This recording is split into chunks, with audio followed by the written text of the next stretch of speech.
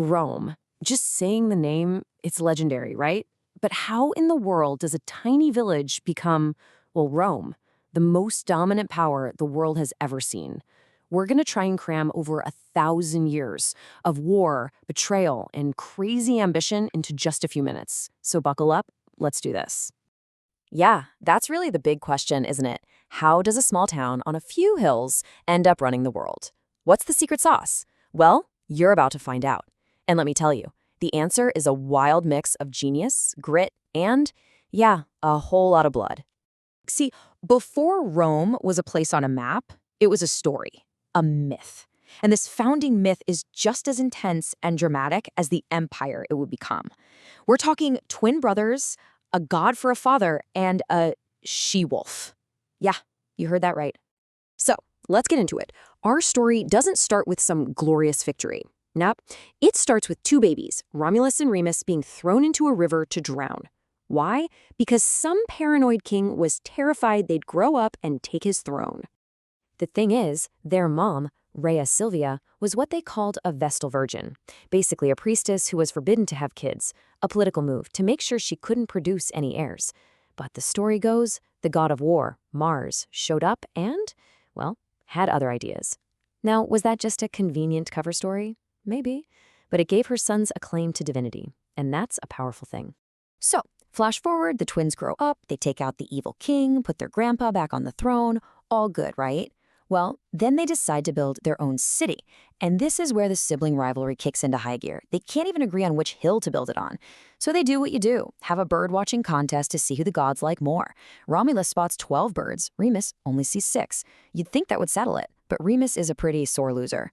So Romulus starts building his wall, and Remus, still salty about the birds, comes over and mocks him. He literally jumps over the tiny new wall to show how pathetic it is.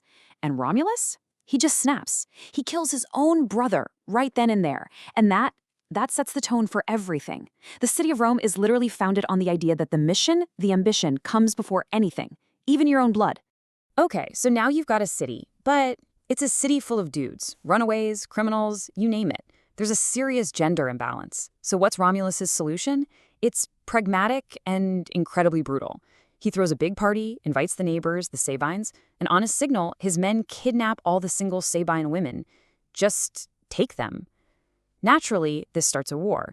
And the only thing that stops it is when the women themselves run onto the battlefield and basically say, stop. You're our husbands now, you're our fathers and brothers, enough. And that's how they merged. All right, so after Romulus, Rome goes through this whole era of having 7 kings. The last one was a real piece of work, a total tyrant.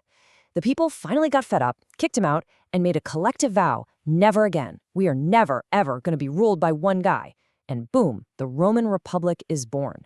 Their whole system was built to stop any one person from getting too powerful. They even had 2 leaders, called consuls, who could cancel each other out. But this new republic was about to have its villain origin story. An army of Gauls comes storming down from the north, completely wrecks the Roman army, and sacks the city. They burn everything. The only reason they leave is because the Romans pay them a fortune in gold. This total humiliation flips a switch in the Roman psyche. It creates this deep national paranoia. Never again. From that moment on, they become obsessed with being the toughest guys on the block, conquering anyone who might even look like a future threat. And that aggression leads them straight into a collision course with their biggest rival, the trading empire of Carthage. This kicks off the Punic Wars, basically a 3-part epic saga. First war, Rome is a land power, Carthage rules the seas. So what do the Romans do? They find a wrecked Carthaginian ship, copy the design, build a whole navy from scratch, and win. It's insane. Second war, this is the one with Hannibal and his war elephants crossing the Alps. He runs wild in Italy for years and almost brings Rome to its knees. But by the third war, Rome is just done. They decide the world isn't big enough for both of them, and they literally wipe Carthage off the face of the earth. So, with Carthage out of the picture, Rome just explodes. It expands everywhere. And all that conquering makes its generals incredibly rich, powerful, and famous. And nobody gets more famous than this guy right here, Julius Caesar, a man whose ambition was simply too big for the Republic to contain. Look, Caesar wasn't just a brilliant general. He was a political rock star. He knew exactly what the common people wanted. He's giving land to his soldiers, lowering taxes, canceling debts. He even gives them the calendar we basically still use today. July? Yeah, that's him. The people absolutely loved him for it. But the old money senators, they saw him as an existential threat. For the Senate, this was their worst nightmare come to life. They see Caesar with all his power, all his parades, basically being treated like a living god. And they're thinking one thing: king. That deep-seated fear of monarchy from 500 years ago, it's all coming back and they are freaking out. So what do? They assassinate him on the floor of the Senate. They thought they were heroes saving the Republic. The irony is, they're the ones who killed it. Caesar's death creates a massive power vacuum, and all hell breaks loose. It boils down to a fight between his best friend Mark Antony and his adopted son, this super smart teenager named Octavius. Octavius plays a brilliant PR game, portrays Antony as this puppet of the Egyptian queen Cleopatra, and turns everyone against him. He wins the final battle, and just like that, a teenager becomes the sole ruler of Rome. The Republic is officially over. So this kid, Octavius, gets a new name: Augustus. He's now the first ever Roman emperor. And everyone's probably expecting him to be a tyrant, right? But he does the opposite. He kicks off 200 years of peace and stability called the Pax Romana, the Roman peace. This is the golden age. We're talking massive construction, safe trade routes, a legal system that's the foundation for our own. Augustus knew exactly what broke the Republic, and he was determined to fix it for good. His biggest and most brilliant move was tackling the root cause of all those civil wars: the armies. See, before, soldiers were loyal to their generals because that's who paid them and promised them land. Augustus changed that. He created a professional standing army. The state paid you. The state gave you a retirement plan after 20 years of service. Suddenly, your loyalty was to Rome, not to some ambitious general.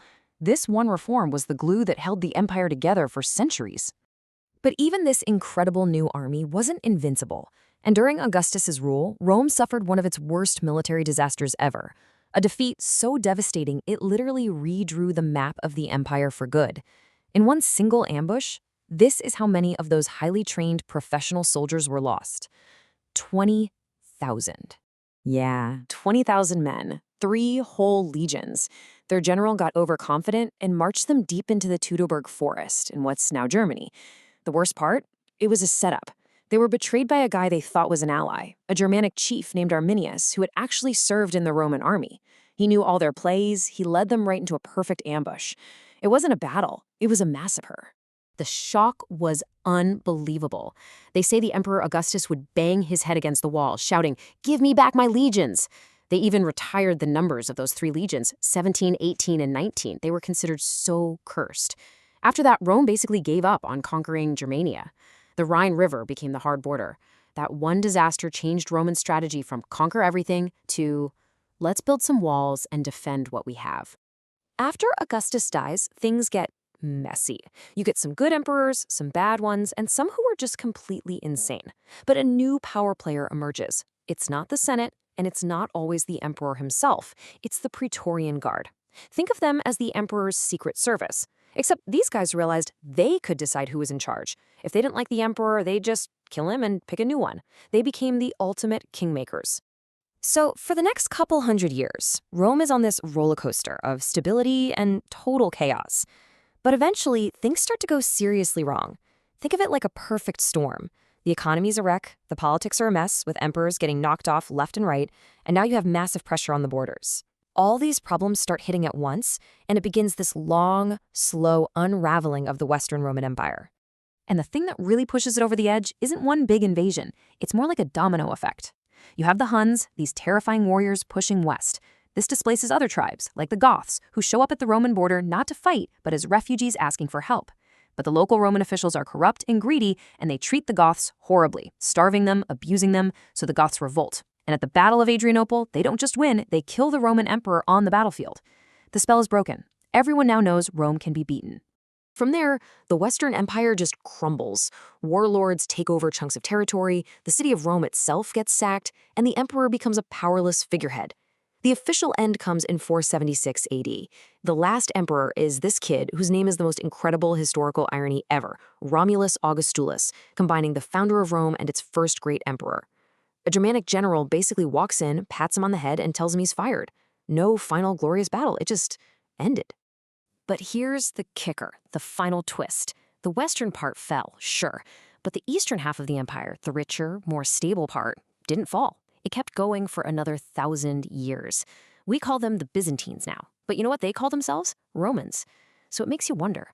We always talk about the fall of Rome, but if half of it survived and thrived for another millennium, did it ever really die?